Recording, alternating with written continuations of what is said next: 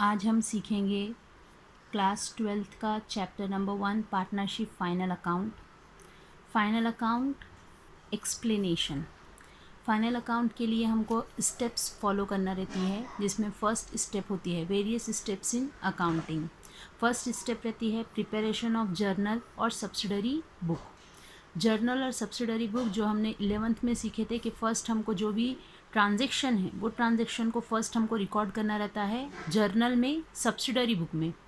Second, journal के बाद, subsidiary के बाद वही ट्रांजेक्शन्स जो है वो हम रिकॉर्ड करते हैं हमारे लेजर में, preparation of ledger. Next, ledger के बाद वही ट्रांसफ़र होता है ट्रायल बैलेंस में। ट्रायल बैलेंस जो कि हमारी डेबिट साइड और क्रेडिट साइड होती है। Preparation of trial balance considering adjustment. Adjustment को कंसिडर करने के बाद हम प्रिपेयर करते हैं हमारा final account, preparation of final account. मतलब फर्स्ट स्टेप होती है हमारी जर्नल, सेकेंड स्टेप होती है हमारी लेजर, थर्ड स्टेप होती है हमारी ट्रायल बैलेंस और लास्ट स्टेप होती है फाइनल अकाउंट। फाइनल अकाउंट जो है ये लास्ट स्टेप होता है हमारा अकाउंट्स का, जिसमें हम फाइनलाइज करते हैं हमारा फाइनेंशियल पोजीशन हमारे बिजनेस का। फाइनल अकाउंट में हमको प्रिपेयर करना रहता है first trading account, second profit and loss account और थर्ड जो हम प्रिपेयर करते हैं वो रहता है हमारा स्टेटमेंट, जो रहता है हमारी balance sheet. Next, income tax 1961 financial year started on 1 April and ends on 31 March every year. हर साल हमारा जो फाइनेंशियल ईयर स्टार्ट होता है तो according to income tax section 1961 हमारा ईयर स्टार्ट होता है 1 अप्रैल से और एंड होता है 31 मार्च को। मतलब फाइनेंशियल ईयर 1 अप्रैल से टू 31 मार्च रहेगा। Necessity of preparation of final account. Final account prepare करना क्यों ज़रूरी है? तो फाइनल अकाउंट के प्रिपरेशन के लिए ज़रूरी है कि first to find out gross profit और ग्रॉस लॉस। हमको हमारे बिजनेस का ग्रॉस प्रॉफिट कितना है और हमारे बिजनेस का ग्रॉस लॉस कितना है, ये पता चलता है फाइनल अकाउंट प्रिपेयर करने के टाइम पर। नेक्स्ट, हम फाइंड करते हैं to find out the net profit और net loss of the business. Final account prepare कर हम हमारा बिजनेस का नेट प्रॉफिट और हमारे बिजनेस का नेट लॉस फाइंड कर सकते हैं। Third number, to know the financial position of the business. हम हमारे बिजनेस की फाइनेंशियल पोजीशन मालूम कर सकते हैं फाइनल अकाउंट से कि हमारा बिजनेस जो है उसमें हमारी असेट्स कितनी, हमारी लायबिलिटीज़ कितनी, हमारा प्रॉफिट कितना है या हमारा एक्सपेंसेस कितना है और हमारा लॉस कितना हो रहा है। ये हमारी फाइनेंशियल पोजीशन जो कि हमको पता चलती है फाइनल अकाउंट से। नेक्स्ट है to find the amount of debtors and creditors. हम जब फाइनल अकाउंट प्रिपेयर करते हैं तो हमको पता चलता है कि हमारे डेटर्स से कितना अमाउंट हमको लेना है और हमारे क्रेडिटर्स को कितना अमाउंट हमको देना है। डेटर्स मतलब होते हैं हमारे कस्टमर, जिसको हमने उधारी में गुड्स बेचा है उससे पैसा हमको लेना है। और क्रेडिटर्स मतलब होते हैं हमारे सप्लायर्स, जिससे हमने उधार में परचेस किए, हमको पैसा रिटर्न देना रहेगा। Next, to prepare various accounts for future planning. हम फाइनल अकाउंट से हम जो भी फ्यूचर प्लानिंग है वो इजीली कर सकते हैं कि हमारा एक्सपेंसेस, हमारी इनकम, हमारा एक्सपेंसेस क्यों हो रहा है, हमारी इनकम कौन से सोर्स से ज़्यादा हमको आ रही है, ये हम प्लान कर सकते हैं फाइनल अकाउंट प्रिपेयर कर कि हमारे बिजनेस की फ्यूचर प्लानिंग भी जो है वो इजीली हम कर सकते हैं। To find the various and the source and applications of fund. हम फाइंड कर सकते हैं कि सोर्स ऑफ इनकम कितना है, एप्लीकेशन ऑफ फंड, जो फंड हम कलेक्ट कर रहे हैं वो कितना है, ये भी हम फाइंड कर सकते हैं। नेक्स्ट है to find out the value of goodwill for the purpose of reconstruction of firm.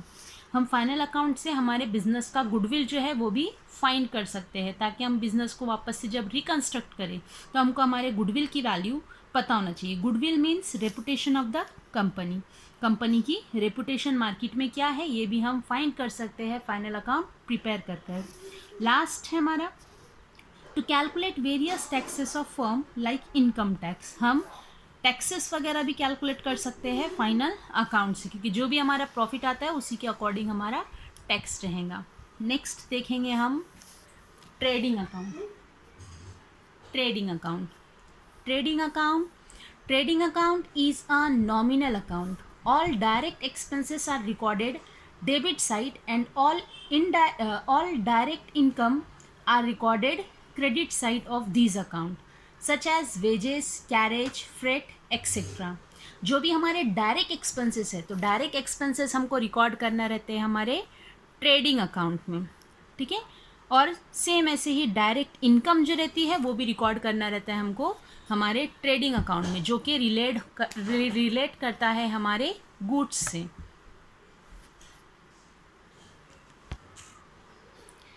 Trading account का फॉर्मेट है हमारा पर्टिकुलर अमाउंट। यहाँ पर हमको मेंशन करना है डेबिट साइड और यहाँ पर हमारा क्रेडिट साइड, ठीक है।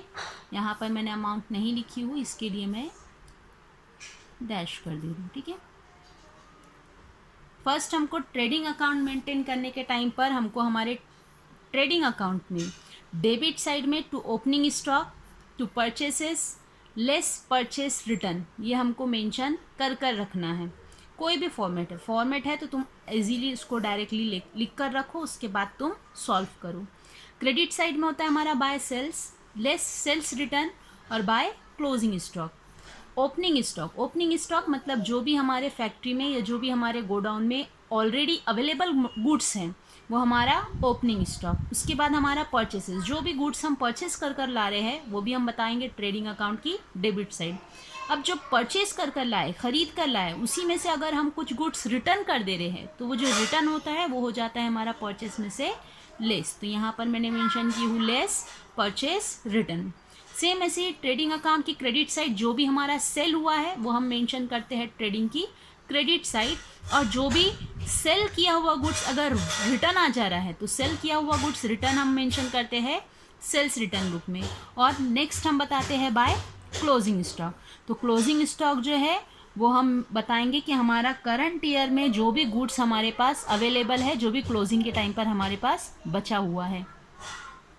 Next, if credit side is more than debit side, अगर हमारी क्रेडिट साइड की टोटल ज़्यादा है और डेबिट साइड की टोटल कम है तो हमारा आता है ग्रॉस प्रॉफिट। अगर ट्रेडिंग अकाउंट की क्रेडिट की टोटल हेवी और डेबिट की टोटल कम तो हमारा बिजनेस का ग्रॉस प्रॉफिट। और अगर debit side is more than credit side, और अगर डेबिट साइड की टोटल ज़्यादा और क्रेडिट साइड की कम तो वो हमारा रहता है ग्रॉस लॉस। ये हम फॉलो करते हैं हमारा नॉमिनल अकाउंट जिसका रूल है debit the expenses and losses, credit the income and profit. Next हम देखेंगे प्रॉफिट एंड लॉस अकाउंट।